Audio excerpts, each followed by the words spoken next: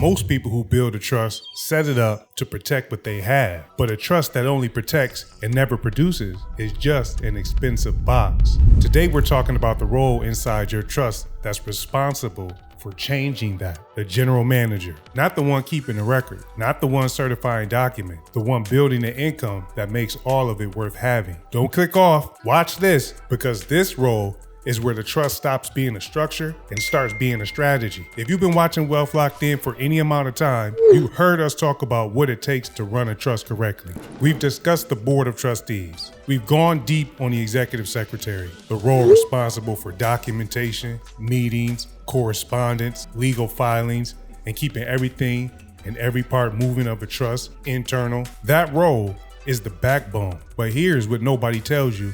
When you're first building a trust, the backbone holds the structure up. It doesn't move the structure forward. And if you're building a trust, not just to hold what you have, but to grow it, to generate real income for your beneficiaries, to turn a legal structure into a financial engine, then you need to understand the general manager. This is a short 2-part series. Part 1 you're watching right now and is about what the general manager does and why the role exists. Part 2 is about authority, how much, who grants it, and what happens when that authority is tested. Both parts matter, but this one is where it starts. So let's keep building this from the ground up. The general manager's role inside a trust is shaped by what the trust group actually needs, and specifically, it's shaped around what the executive secretary is already handling. If the executive secretary is managing most of the operational duties, meetings, records, correspondence, legal coordination, then the general manager's lane is carved out from what is left. And what's left is the most financially consequential work inside the entire trust operation, building cash flow.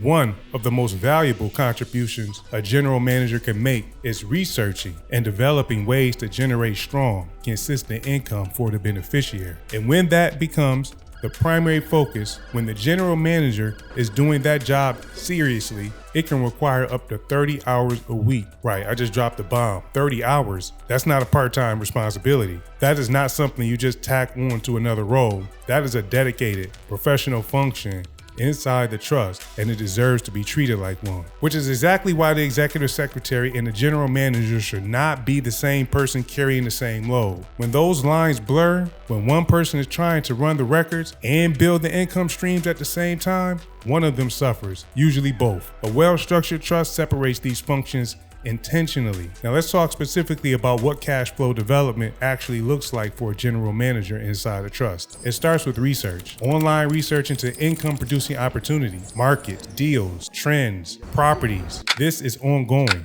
not occasional. Common income sources inside trust structures include business partnerships across many types of enterprises, investment vehicles, mutual funds, stock portfolios can be profitable. Promissory notes generate consistent cash flow over time. With a capable, resourceful general manager, the list of potential income sources can be genuinely extensive, but the most common and most widely accepted source of income remains rental properties and the buying and selling of real estate. Why does that matter? Because these are proven strategies, documented, repeatable, and they produce the kind of long-term dependable income that beneficiaries can plan their lives around, like for real. And when a general manager is actively working in this area, the work is physical, not analytical. We're talking about visiting property sites, reviewing lease agreements, managing issues and problems as they come up, because they always come up. This is not desk work. This is field work. Unless you're the general manager who, deal only online. We are living in 2026. Let me digress for a second. Stay with me. We are living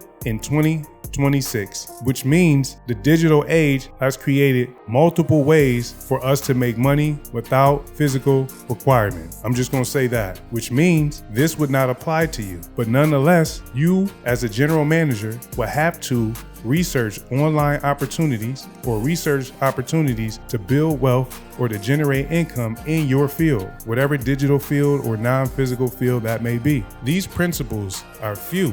The methods are many. Be creative with this information I'm giving you here. The sky is the limit. So let me just keep going. And that's another reason this role cannot be collapsed into the executive secretary's duties. An active general manager working properties and deals cannot simultaneously be the one tracking minutes and managing trust correspondence. The structure exists to keep these two functions running cleanly and simultaneously. If this is the first time the general manager role is clicking for you as something real and operational, not just a title, that's exactly the kind of clarity this channel is built to deliver. Subscribe right now so you don't miss part 2, where we get into financial authority and spending limits inside the trust. And before you go anywhere, download the free What is a Trust ebook linked in the description and grab the Trust Book GPS pinned in the comments. I'm really excited about that one. Stay with me. There's another piece of the general manager's work that doesn't get talked about enough, and it directly impacts the beneficiaries. The general manager regularly reviews financial reports, not to satisfy a requirement, not to check a box, but because the general manager's role is directly tied to whether or not the trust has available capital to act on investment opportunities when they appear. Here's the cycle. If cash flow is strong, investments actively move forward. If cash flow slows,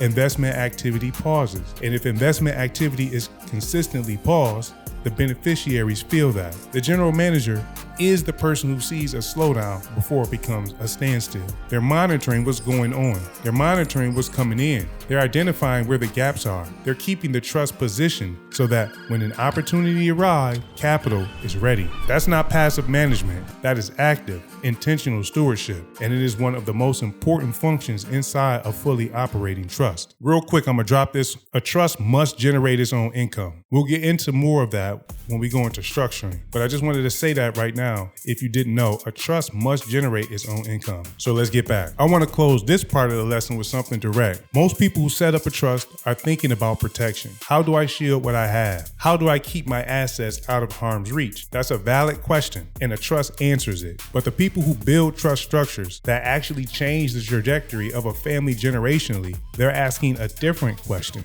How does this trust produce? The general manager is the answer to that question. Without this role filled and filled with intention, a trust protects what you have and stops there. With it, the trust becomes a vehicle for what's possible. In part 2, we're going to talk about the authority structure around the general manager, how spending limits are set, what happens when a transaction exceeds them, and why these controls actually protect the general manager as much as they protect the trust. Don't skip it. Here's what you do right now. Subscribe and make sure to click all so YouTube doesn't decide if you see part 2. If anything in the video didn't click the first time, watch it again. There's more in here than one pass will catch. Join the school community waitlist and surround yourself with people building these structures seriously. Download the free What is a Trust ebook linked in the description. It's the foundation everything else builds on, and grab the Trust Book GPS pinned in the comments. It's the operational roadmap for getting your trust properly documented and running. The general manager can move money, pursue deals, and drive income for the beneficiary, but that authority has to have a ceiling. And in part 2, we're going to show you exactly how that ceiling is set, who sets it, and what it protects. Spending limits, and why the general manager, who may also be the settlor, has to operate under the tightest controls of all. Peace.